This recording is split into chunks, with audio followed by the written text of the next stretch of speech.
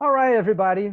It's good to be here, even though it's our last meeting in this course. It's been a pleasure and it's been a privilege to me to teach you some behavioral economics, especially when we're talking about behavioral economics of global issues, global affairs. I thought that maybe we should change the name of this course. We call it the Behavior Economics of Global Affairs. Many people may have the impression that we are going to discuss diplomacy, or maybe we are going to discuss geopolitics here. So it's not like that sort of affair. It's more like global issues, global problems. So we have discussed many of them, and today is our last meeting. We have quite a short schedule for today. We're going to go over pretty quickly over our last list of questions. And then we are going to talk a little bit about how to design behavioral economics experiments, right? We have talked a little bit about that thing back there in the beginning. But now we're going to try to show you an example and kind of showing you step by step what you should do if you want to test some sort of behavior or if you want to design some sort of intervention in order to change behavior. Okay, so this is our schedule for tonight. Any questions so far? Okay, so let me share with you here the questions, and then we're going to go over them pretty quickly. Okay. By the way, I have checked your performance, and I actually noticed that you guys have done quite well on this thing. What is this? Let me see the questions, please.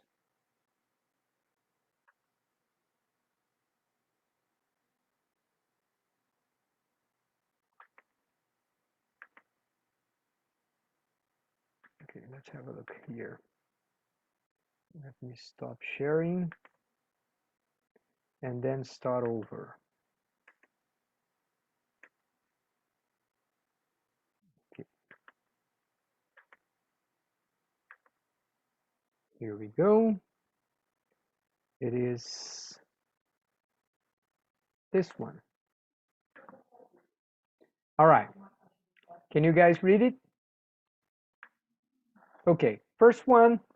As an example of cognitive bias, the so-called confirmation bias occurs when current events are weighted more heavily or considered more important than future ones, with huge impacts on savings and financial stability of individuals. Well, all of that is true, but that's not what we call confirmation bias. Confirmation bias is when we look at reality, we observe some sort of phenomenon, and we think we know what's going to happen. We think we can interpret quite easily what's going on. So we have like preconceptions about what reality is. And so what this statement is talking about is actually present bias, okay? 96% of you got it right. The second one, check the picture, indicate among the options which one best describes what is being visually represented. And then there was this guy with his hands over his head, and he was thinking about crisis and taxes and all sorts of problems. So this was attentional bias. 92% of you got it right. The third one, check the picture and indicate among the options which one best describes what is being visually represented. And then it was like two or three guys in front of a table, and they were saying, yeah, it turns out that we didn't need to make the research. We already knew what was going on. So we have this tendency to think afterwards that we knew what was going to happen, right? So we call that hindsight bias, ou viés do ponto cego. And 65% of you got it right. Please interrupt me if you have a question or uh, uh, a complaint or anything, okay? Question 4. According to the prospect theory, the overweight of low probabilities may contribute to attractiveness of both insurance policies and gambling. Yes, guys, this is true. Notice what happens here. According to the conventional uh, assumptions about human behavior, if I tell you that something has 10% chance of happening, you understand exactly what I mean. You make calculations based on 10%. But in real life, if I tell you that something has a 1% chance of happening, it's very common that people consider and make choices as if I was saying 5, 10, 12%.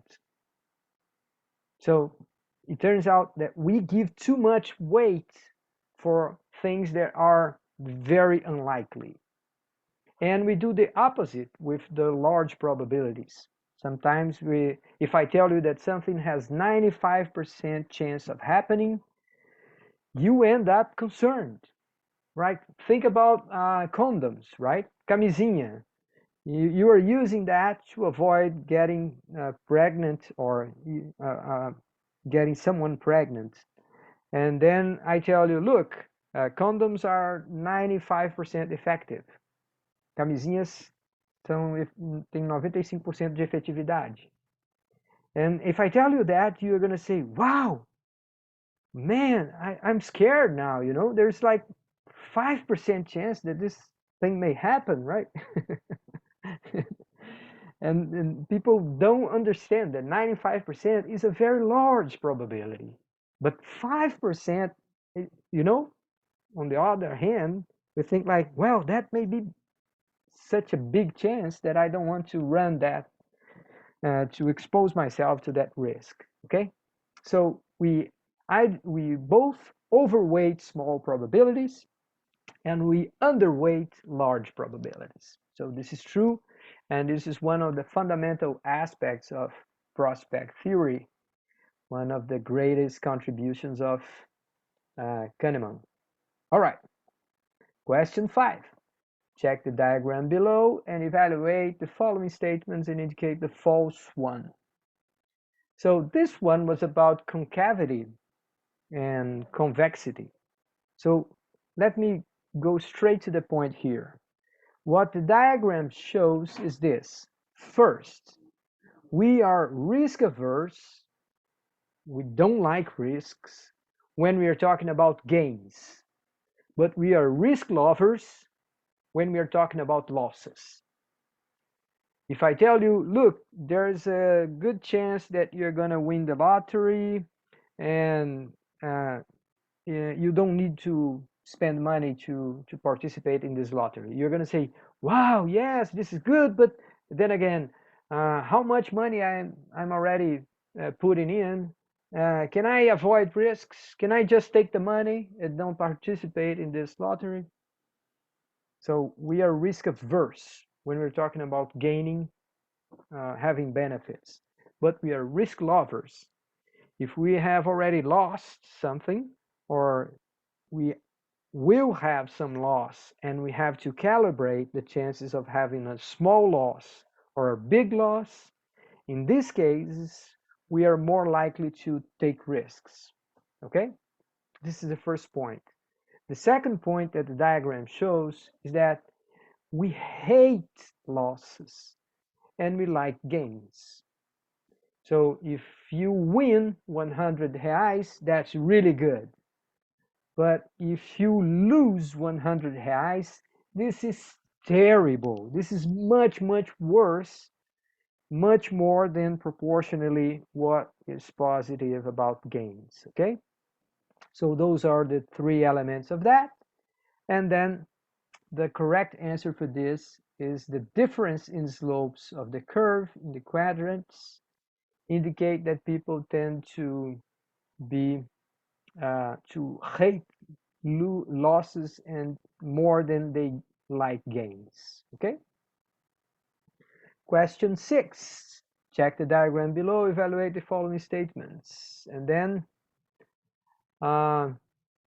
this is again about losses and gains, but the correct answer, let me go back and check this one, okay? Question 6. Let's have a look at this here. Otherwise we can, yeah, there you go. So what is this? Let me show you this diagram, and suppose that I tell you that something has a 10% chance of happening.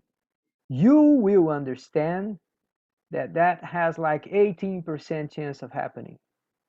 So if I leave 0.1 here and I go all the way to this curve, you're going to see what is the subjective probability function. Okay, so small probabilities are taken as if they were larger than they really is, and large probability are taken as if they were smaller than they really is. Okay, so this is what this function is telling me. It's just like this is the actual probability and this is the subjective probability, what people take into consideration when they make choices. And the correct answer was this: the overweighting of small probabilities is not a cultural aspect. Oh, wait. You have to mark the false one, right? Yeah, the false one is this. The diagram shows how our mind's system 1 deals with small probability. Why this is a wrong statement? This is the wrong statement because here we are not talking about quick decisions or the ones that we stop, analyze a question before making a decision. This is not what we're talking about here.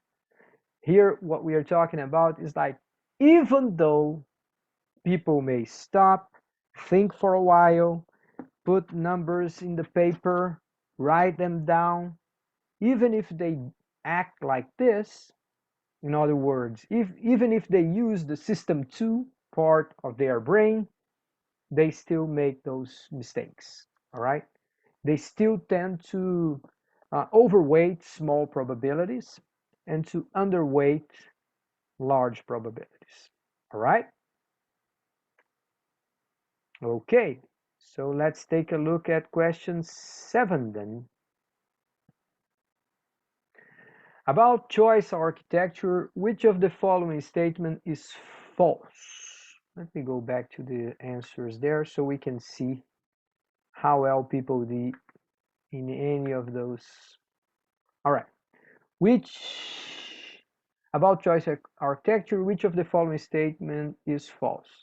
The first one, nudges are aspects of choices that tend to alter people's behavior in a predictable way without limiting any options or significantly changing their economic incentives. Yeah, that's perfect correct. This is not a false statement. The second one, decision-making frequently involves individual, social, and contextual factors. That is obvious. So this is not a false statement. The false statement comes now. Among social aspects of decision-making, we can identify social norms. Yeah, that's correct. Any sort of framing and cognitive biases. Wait. Framing and cognitive biases, those are not social aspects of decision-making. Those are personal, individual aspects of decision-making. Even though they may happen with everybody, it is not like a social impact in one's choice that we are dealing with here, okay? Are there social cognitive biases? Yes, there are. But most of the cognitive biases that we have discussed in this class, those are individual aspects of choice. They don't depend on other people knowing what you're doing, what choices you are making. Okay? All right. So this is a false statement. Question A. Observe the picture of nudge below and indicate which factor is not present. And then you had the one with the little bits of cigarettes, right? And you could vote for Ronaldo or Messi. Which one is the best player? So the one that is not at play here is sobrecarga de opções, choice overload. Come on, you have only two options. How come you could say that there is choice overload if you have only two options and simple ones? Messi or Ronaldo? Which one is the best player? This is not a difficult choice. There's not so many choices and you are kind of lost in your evaluation, right? So number 9, 3 examples of sludge. Unnecessary long protocols to unsubscribe to a service, like a phone call plan, excessive identification requirements preventing a person's accessing benefits to which he or she is entitled. And the third, delaying services by requiring copies of documents that are substitutes and provide redundant information. So all of those are ways to annoy people and to prevent them from getting what they want. So it's just like Gol Companhia Aérea within some cases, right? It's hard to get what you want, and it looks like the company is trying to prevent you from getting what you want, right? Okay, question 10. Each of the following statements below characterize the garbage can model of organizational behavior. Well, here, guys, there are 3 basic elements in garbage can organizational behavior. First, preferences are inconsistent. They change all the time, and people in the organization have different preferences. Second, people disagree about how to do stuff, right? How to act, which technologies to adopt, which solutions are best, and this kind of thing. So it's hard to agree upon how to do things. And the third one, people sometimes participate, people sometimes don't participate. So their level of engagement, participation is variable. All right, so this is what these 3 elements are the ones that characterize garbage can model organizations, okay? So the false statement there is technological choices and the way of doing business is pretty much consensual. That's not true. If you have any questions about that, think about this statement characterizing universities. Come on, in a university, every single professor and every single student has his own perception of how things should be done. And we disagree all the time and we discuss a lot, and many times we don't get to a final point. All right, question 11. About strong contexts. Which of the following statement is false? So the third one tells you they are not related at all to narrow framing. Look at this, guys. If you work in a company and you end up doing stuff that you are not comfortable with, many times is because people told you, don't look up, just focus on what you have to do. You're not hired to think. You are here just to do your part. Focus on that and stop complaining about the rest. We know what we are doing. All right, so this is narrow framing. You act like if you don't want, as if you don't want people to think. just obey, right? So yeah, this is part of narrow framing is a big and important part of contextos fortes, all right? What about ethical blindness? Ethical blindness is a temporary inability to see ethical aspects of a decision, many times due to strong context. When it happens, people tend to deviate from their own values. This is true, 100% of you got it right. Um, Next one, 13. Suppose that a person works for years in a company that pollutes and destroys key environmental assets of his or her own community.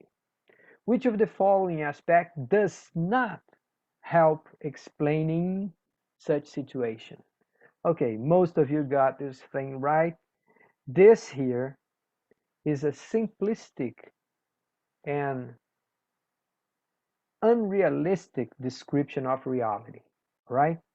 It is not true that most people are selfish and don't care about sustainability. It's quite the opposite. Most of people can observe the importance of community. They can observe, they express concern about the environment, about social conditions, about the suffering of others, all right? And unfortunately, many people say that people are selfish and people don't care about environment, but that's not true. Many researchers have proved that it's not a good description of human beings. Question 14, true or false? Uh, Universal cognitive factors like loss aversion and confirmation bias have nothing to do with prejudice and discrimination in modern society. Now let's make this connection here. I know that 96% of you got this one right, but think about this for a while. Aversão à perda e o viés de confirmação, será que eles têm alguma coisa a ver com preconceito e discriminação? Ora, se eu tiver uma sociedade que não tem qualquer preconceito, a minha habilidade, a minha facilidade como uma pessoa de pele clara de conseguir emprego vai diminuir. Eu vou ter mais concorrência para mim. Talvez eu não assuma isso abertamente, a maioria de nós não faça, mas isso significa que a emancipação, a liberdade, a igualdade nos direitos civis de negros significa perda de privilégios de brancos. É fato. E, no entanto, a gente acha que isso não gera reação? Claro que gera. A mesma coisa com a questão da imigração. Imigração significa, sim, que você tem mais dificuldade de conseguir emprego nos Estados Unidos. Você tem que concorrer com gente boa que vem do mundo inteiro. E eles são o país que mais recebe estrangeiros no mundo. Então, o fato de haver resistência à imigração nos Estados Unidos é totalmente ligada à aversão à perda. O viés de confirmação, a gente estereotipa ou estabelece estereótipos sobre as pessoas. E depois a gente não quer reconhecer. Se a pessoa é negra, a gente acha que ela é menos competente, a gente acha que ela é menos preparada, a gente acha que ela tem menos anos de estudo. Pronto, é o estereótipo. Fechou, acabou. Então tem tudo a ver, tá? Loss aversion and confirmation bias, they are fundamental aspects of human cognition, and that's what makes this problem a universal one, because it is human somehow, and we have to make those mistakes, and we have to be aware of them, right? Okay. 15. Women in the position of village head as a mandatory policy in West Bengal lowered the quality of governance and therefore amplified prejudice and discrimination against women in general. That is the opposite, right? What we saw in that case study was that The quality of governance was not changed at all. And what we had is like a higher status of women afterwards, right? So this was a good policy. People started looking at girls and women in general with different perception. So that was a fortunate policy. Number 16, the mind space approach takes 9 of the most robust, even though non-coercive, influences on the people's behavior as a quick checklist for policy making. Which of the following statement reflects an example of ego? Now check this out, guys. There are 2 correct answers there. And I did accept both, okay? So let's have a look at those. First one, revealing to a customer how much more he or she is paying in electricity bills compared to their neighbors. Well, yeah, this is ego, right? This is vanity. You say, come on, what's going on here? Why do I have to pay more money than other people? Am I stupid or something? I don't see why. So you are actually provoking people, making them think about what's wrong with me in my house, in my family. Why is that I have to spend more money? They get ashamed of it, right? And the second one, people who publicly commit to dieting tend to have more success in weight loss. Yes, that's true, because if you say that you started a diet, people will look at you if you order pasta, if you drink Coca-Cola afterwards, right? They say, come on, you said you were on a diet. How come you are eating so much, or you're eating this sort of garbage, I don't know, fast food, McDonald's or something like that? All right? Okay. 17. Ageism is clearly a form of prejudice that, even though it is extremely oppressive, it is socially acceptable in many modern societies. I'm sorry to say that this is a true statement. People think it is okay to consider older people as invalid or incapable people. It's terrible, but it's a stereotype, and people say, yeah, it happens. It is like that. Yeah, there's nothing we can do. BS. There are many things we can do, and we have to fight this sort of prejudice even more because we are having an older and older society in general. Okay. Question 18, understanding behavior and identifying effective interventions are complex and iterative processes. In the case of home water chlorination, a single intervention was enough to promote a complete transformation of communitary behaviors. Oh, come on, guys. Things are not that easy. If you want to help people to get water treatment, you have to think from different perspectives and to understand that you're going to need to act from different fronts, right? There's no silver bullet for this sort of problem. It's just not like this. You have to teach people, you have to make it easy. Sometimes you have to pay for it. Otherwise, you may take a long time and spend lots of money without success, ok? A propósito, é uma coisa que eu ainda me pergunto, viu, gente? Eu não sei por que que numa cidade igual a Recife a gente não tem preocupação com a água que é bebida. A gente sabe que mais da metade das pessoas não recebe água tratada. Mais da metade das pessoas não recebe água da Compesa. Essas pessoas puxam a água de tanques, puxam a água de poços irregulares, poços furados sem qualquer fiscalização, e a água tem aparência boa e as pessoas bebem. Ninguém faz teste, ninguém sabe se ali tem coliformes fecais, Ninguém sabe se ali tem poluição de metais pesados. Ninguém sabe nada. E vai bebendo essa água. E no mundo inteiro faz-se políticas de tratamento de água residencial. Então, não sei por que isso ainda não acontece aqui. É igual a questão do mosquiteiro, tá? Eu não sei por que não tem mosquiteiro em Recife.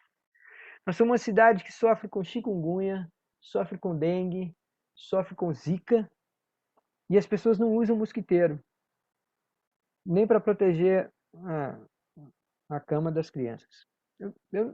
Para mim não entra na minha cabeça por que a gente não faz. Alright, so it's not a silver bullet. We're going to have to think from different perspectives to solve such problems. 19th, poverty by itself does not affect and increase inequality. The brain of a child that undergoes significant periods of stress clearly displays, poverty by itself does affect and increase inequality. Here comes the explanation. The brain of a child that undergoes significant periods of stress clearly displays underdeveloped neural connections. Yes, this is unfortunately true, and this is one of the key elements you take away from this course, right? We have to know that. In countries like Brazil, more people need to know that. It's not a matter of merit. It's not like people who are poor because they are lazy. We have to stop thinking like this. All right. And the last one, about UN Sustainable Development Goals, it is true that convenient access to healthy food and clear nutritious labeling can help people make more healthy food choices and improve their nutrition. That is true, yeah. We have to do it more. Our labeling is too technical and people don't read them. We have to use colors. We have to help people out in order to activate system 1, right? So they can look at a product and say, yeah, this is going to be bad for me. It has to be easier. All right, questions? Let me hear it from you guys. Everything is fine? Please thumbs up if you feel it's fine, or if you want to bring a question, just open your mic or type in something in the chat box. Misael said it's okay. Who else?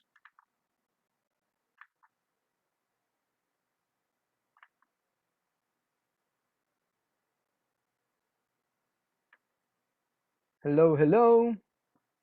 Bruno Soares said it's okay. Thalia said it's okay. Hannah? Tudo ok. All right, thanks, Paulo. Carlos, Agatha. Thanks, everybody. Okay, so let's move to our last topic. Let's talk about experiments.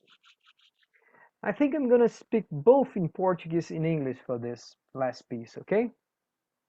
I told you a story a long time ago, and I'll repeat it right now, but I'm going to do it in Portuguese because I want to make sure that all of you understand every single detail of what I'm going to say, okay? I will repeat it later in English, but let me explain to you in Portuguese first, all right? O experimento começa assim. A pessoa entra no prédio, tem lá uma bancada e alguém falando assim, você quer ganhar 10 reais agora? É fácil. Participa de um experimento conosco aqui que vai durar menos de 10 minutos. E se você sair lá pela outra porta, você vai ganhar 10 reais. Menos de 10 minutos. Quer participar? Opa, 10 reais por 10 minutos de uma brincadeira, tá? Quero. Tá certo. É um experimento muito simples. Você vai entrar nessa sala, alguém vai te dizer um número. Você vai memorizar esse número, aí você vai andar pelo hall inteiro até o final do corredor. Lá você vai entrar na última sala que tem, vai ter uma outra pessoa lá. Essa pessoa vai falar, qual o número que você memorizou? Pronto, você diz qual o número, essa pessoa anota, você recebe 10 reais e vai embora. O cara fala, só isso? É, só isso. Ah, beleza, poxa, eu posso entrar 10 vezes aqui se você quiser. Não, a gente só pode fazer uma vez por pessoa. Tá bom. Aí você pensa que esse é o experimento, mas esse não é o experimento. Parece ser um jogo de memória, mas não é isso que nós estamos estudando, não é memória. Nós estamos estudando, na verdade, é decisão mediante estresse. Qual que é o estresse? Não, calma. Porque o cara não sabe que depois que ele recebe o número na primeira sala e que ele anda metade do corredor, no meio do caminho, acidentalmente aparece uma pessoa empurrando um carrinho. E nesse carrinho você tem uma baita de uma torta de chocolate com muita cobertura e você tem uns biscoitinhos creme cracker daqueles mais seco e sem graça possível. Aí você, no meio do caminho que a pessoa saiu de uma sala e está indo até a outra para dizer o número, passa esse carrinho e fala: olha, desculpa, você está participando do nosso experimento? Aqui, ó, você tem direito a escolher. Quer uma bolachinha ou aceita um pedaço da torta? E qualquer um de nós vai ficar tentado a escolher a torta. Por outro lado, vai pensar: ah, não, deixa eu ver se eu estou gordinho demais, eu estou fazendo dieta e tal. Bom, pode ser, cada um tem o seu cálculo lá de quanto que está comendo saudável ou não. Enfim, o experimento acontece, na verdade, na medida que você aumenta o número de dígitos do número a memorizar. Memorizar um número igual a 315 é facílimo. Quando você está memorizando um número de 315, se alguém te oferece aquela escolha, você vai ter tempo para deixar de lado o número 315 sem qualquer dificuldade, olhar e pensar assim: não, eu acho que eu vou comer a torta agora, se bem que está perto da hora do almoço e tal, mas você vai ter toda a sua capacidade de dedicar espaço mental para a sua escolha, para fazer a escolha de uma maneira absolutamente livre, tranquila, sem dificuldade. Agora, se você estiver memorizando o número 915.317.832, 915.817.332, 915.817.232, 915.817.232, peraí. Qualquer? É a torta? É a coisa? Eu vou querer a bolachinha. Não, eu vou querer a torta. So, esse é o experimento.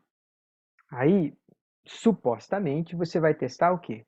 Se eu tiver tendo que memorizar um número maior, a minha capacidade de fazer escolha muda, ou seja, eu vou ter mais dificuldade de lutar para fazer essa decisão, eu sou mais inclinado a fazer a escolha óbvia. A escolha óbvia é você pegar a torta.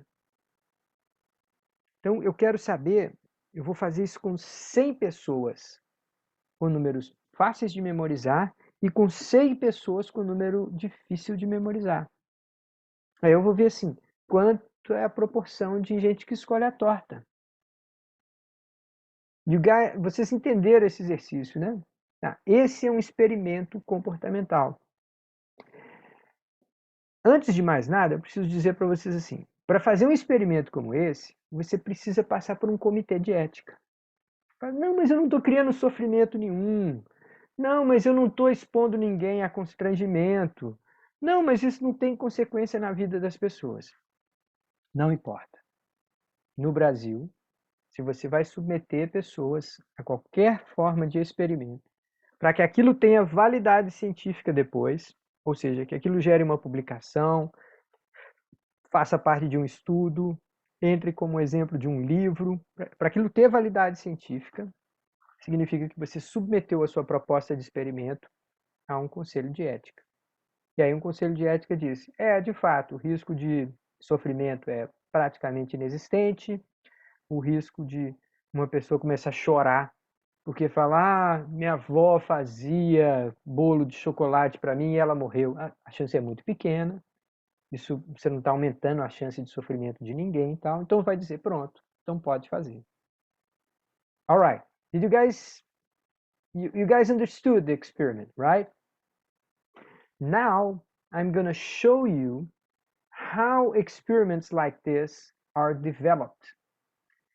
I mean, this is a good example, but you may end up wanting to design your own experiments later. Either here, if you are taking your monograph on this sort of venues, or later on in the future as you become a professional. You may want to check and test hypotheses even if you're not in a study, I mean, in a research or in a university. Even companies make tests and test assumptions about how effective this and that choices for their products may end up being, right? Okay, so this is both a fascinating aspect of this course, and this is also a skill that can be developed. But I have to be very honest with you, okay?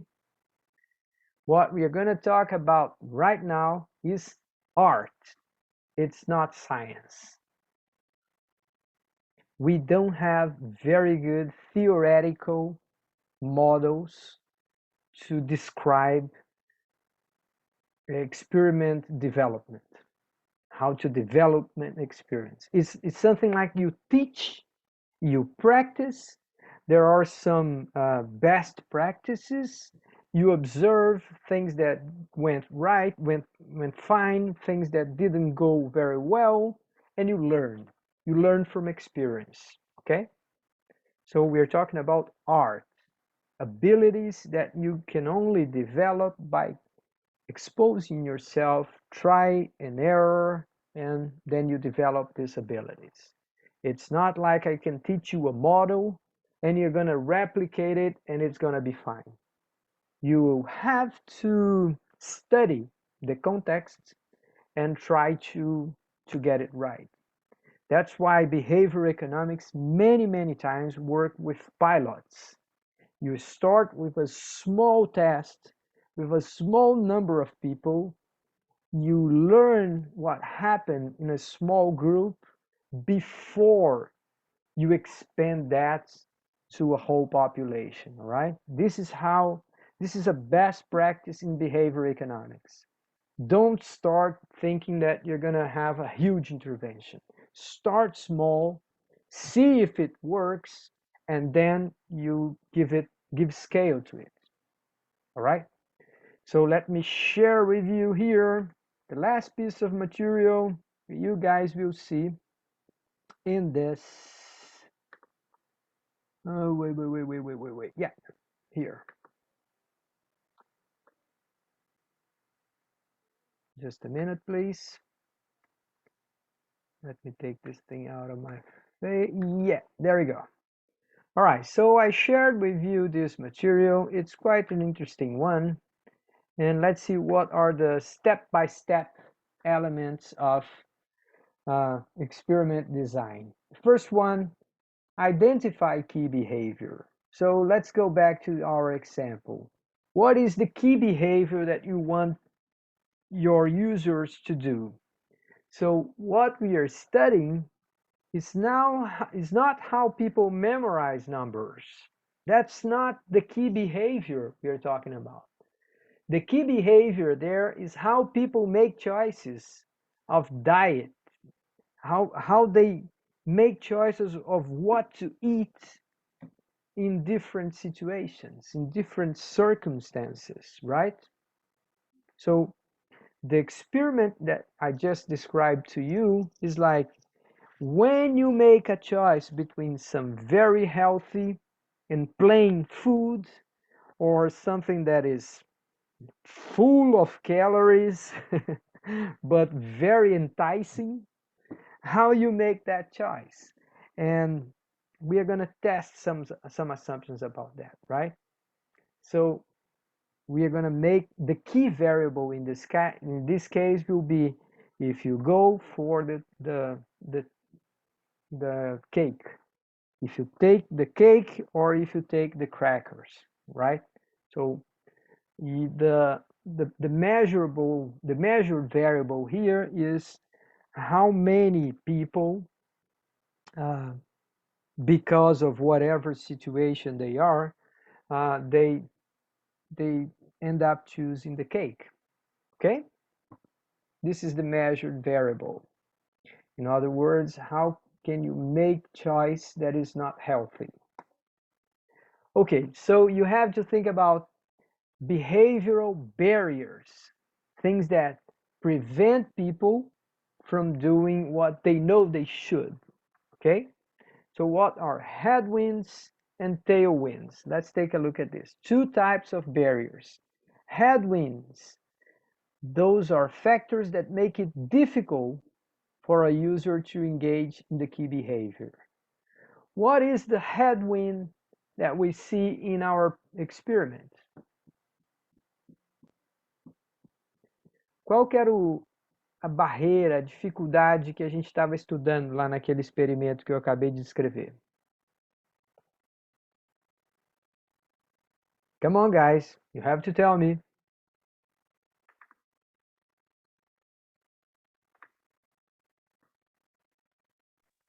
Era o número grande, não? It's the stress. Não é, o número grande era uma maneira só de provocar o estresse na pessoa. Colocar a cabeça dela trabalhando em uma atividade que era cansativa e que era tensa. Eles aumentaram o nível de tensão. So this was the headwind, and it was part of the experiment. What they wanted to know is like how effective or how large an impact stress has on dieting. So they had to create some sort of tension, right? And that's what they did when they created the artificial situation of memorizing a large number. Having to memorize a large number will give you some trouble. You will be a little bit more tense. You'll be a little bit more concerned, more worried, right? So what are tailwinds? Factors that make the key behavior not sufficiently motivating. So what could be tailwinds for this kind of thing? Well, you could be far away from your next meal. You could be someone that is already fit, so you already give you a hard time and you have lots of self-restraint, and then you may give yourself the pleasure of saying, yeah, I can take the cake because I have enough will to compensate for it later. I've done it hundreds of times, and I don't know, you see? So there are some things that will move you towards not considering the best option. Some things may help you to take a choice that is not good for you, to make a choice that is not good for you, because you somehow think they can be compensated, right? So when you design an experiment, think about both, okay? Then you can consider which ones will be at play in this sort of artificial context that you're trying to create, all right? So in our example, what we had was headwinds, okay? In our example, that's what we worked on saying I'm gonna make things hard for people to make good decisions, okay? So we can think about frictions or no perceived benefit. In that case, we had friction. Then you choose a barrier. Choose the behavior barrier that you think detracts most of people from exhibiting the key behavior. In that case, we already had the headwind as the barrier. So we said we're going to make things hard for people by giving them a large number to memorize. That will make them tense, that will make them worried, and therefore possibly more inclined to make a mistake or to make a poor choice. Identify behavior economic principles.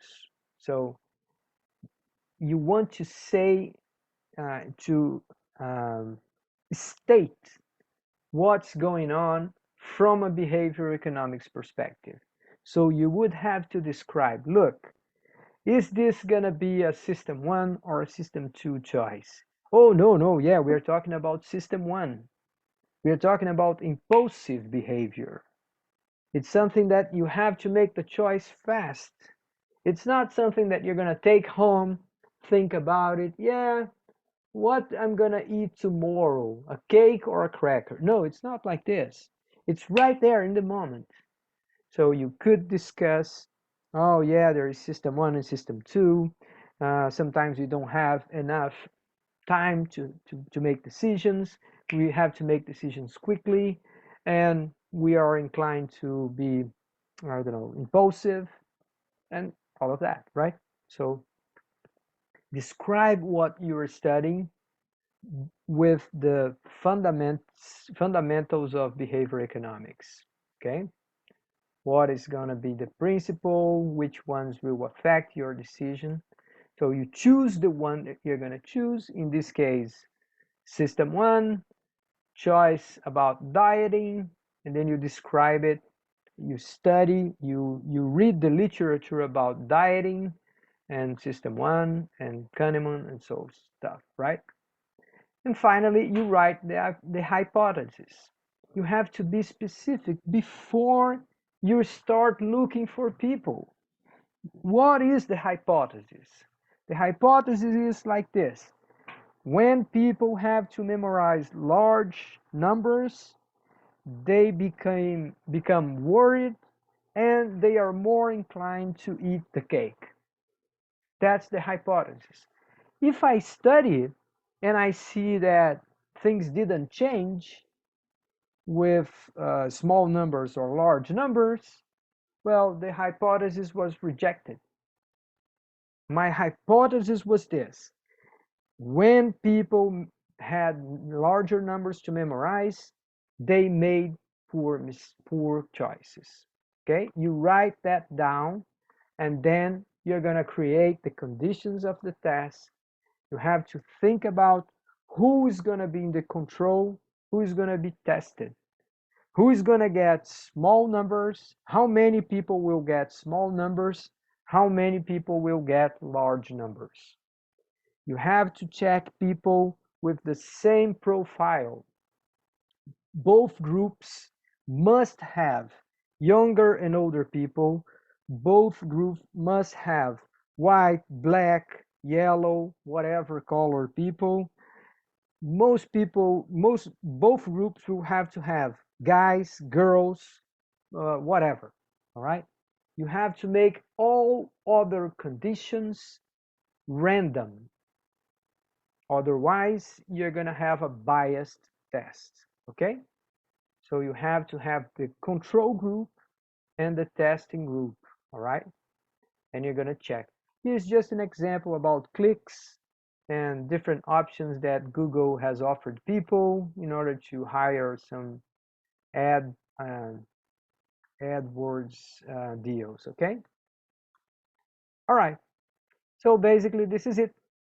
You have to select participants, and otherwise, I have mentioned here, you have to make sure that both groups are representative of your entire population.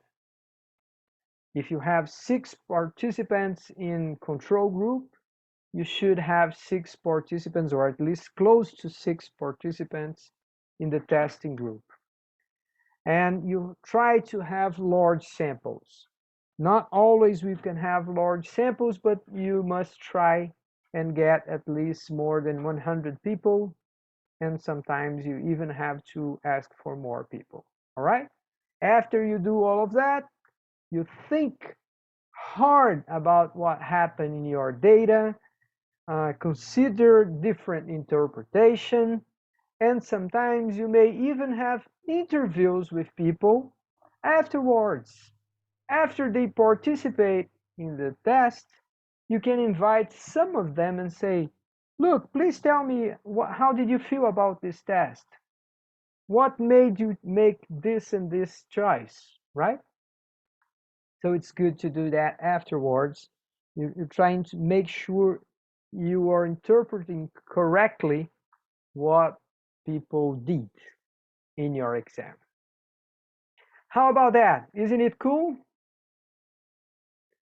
Okay, so let me show you two examples here. This was, the first one is an example from Gabriel. Gabriel is a former student of economics. He now works for, what's the name? One of these big consulting firms in São Paulo. I think it's Price Cooper's Waterhouse, or maybe, I don't know, one of these big consulting firms. And here he was studying ancoragem de preço, or price anchoring. Let me show you the experiment, and you guys, you see what we are talking about. First, you ask people something like this.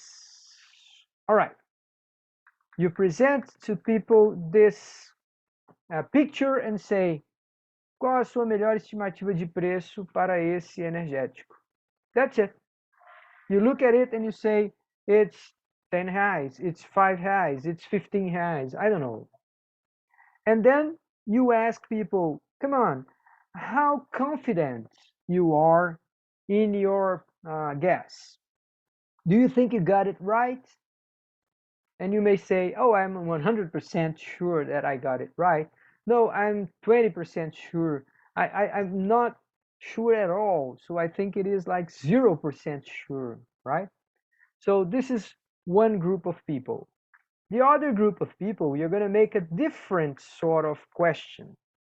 You're going to come and say, em sua avaliação, o preço dessa caixa de bombons é maior ou menor que R$ 8? Oh, you see, now you're giving people a reference. You're saying, is this more expensive or less expensive than R$ 8? But as you say, R$ 8, 7.99, you are already creating a reference. Most people will guess 9 or 6, but some numbers around that. If this box of chocolates costs, I don't know, R$ 5, people will guess much larger numbers. If the true price of this thing is R$ 20, still people will guess something around R$ 8. So this is what we call anchoring or ancoragem. We give people some reference, and then it's hard for them to make independent evaluation. They will not be able to think without considering R$ 8 as a reference. So afterwards, you ask people, qual que é a sua melhor estimativa do preço dessa caixa de bombons? And you may say 6, 7, 9, 10, or things like that. But when you later on you indicate how confident you are in your choice, people tend to be much more confident because they got this reference. So ancoragem is a method that is very much used in real life. If you go to a supermarket and you're trying to buy, let's say, a bottle of wine, you're going to see that there will be some prices that are more salient, more evident than others. And as the company does that, they are trying to anchor, estão tentando ancorar a sua expectativa de gasto em torno daquele valor. All right? So this is a pretty good monograph that was presented here. Let's see, 2018. Let me show you a second example before I let you guys go.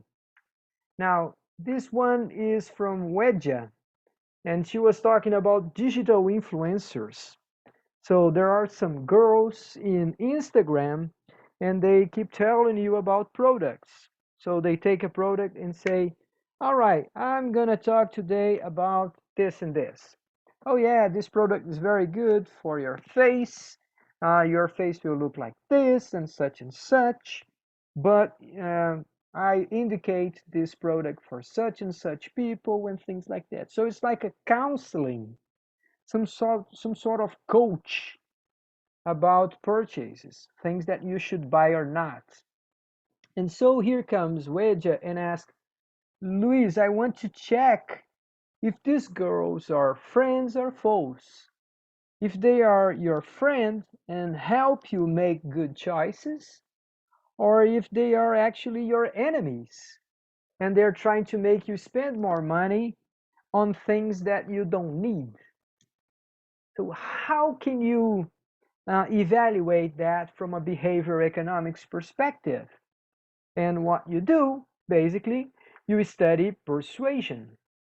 So, Wedja described here many sorts of persuasion: compromisso, reciprocidade, aprovação social, afeição, autoridade. So she described different categories of persuasion, and she said, now I'm gonna check on how people present their products, which ones they are using the most. So she went on and selected videos from YouTube and from Instagram, and she checked the ones that had a larger number of visualizations, the larger number of comments, and she said, okay, now I'm going to study this publicity, and I'm going to see which aspects were more used here. Is this persuasive tactic? Is this more like a counseling or a suggestion from someone that is trying to help you? And she ends up concluding that most of the digital influencers, they are not likely to help you. They are more likely to sell things and to behave as extensions from the companies. So she raises a concern. She said, look, we have to be careful. If we like digital influencers, we have to accept this uh, with a grain of salt. I mean, you have to be suspicious before you agree and you accept those suggestions. Okay? How does it sound? Does it sound good? All right, guys. This is what I had for you. Once again, it was my pleasure. I really, from the bottom of my heart, I thank you very much for participating in this course. I know it's not easy. Sometimes you feel like you should give up, but we are finishing this class here on a holiday with 14 people in the room. This is a huge achievement for us all. I congratulate you, and I just have to thank you one more time. And that's it. Thank you. I'm going to stop recording now, and if you want to stick around and make some comments and participate a little bit more, it's okay. All right?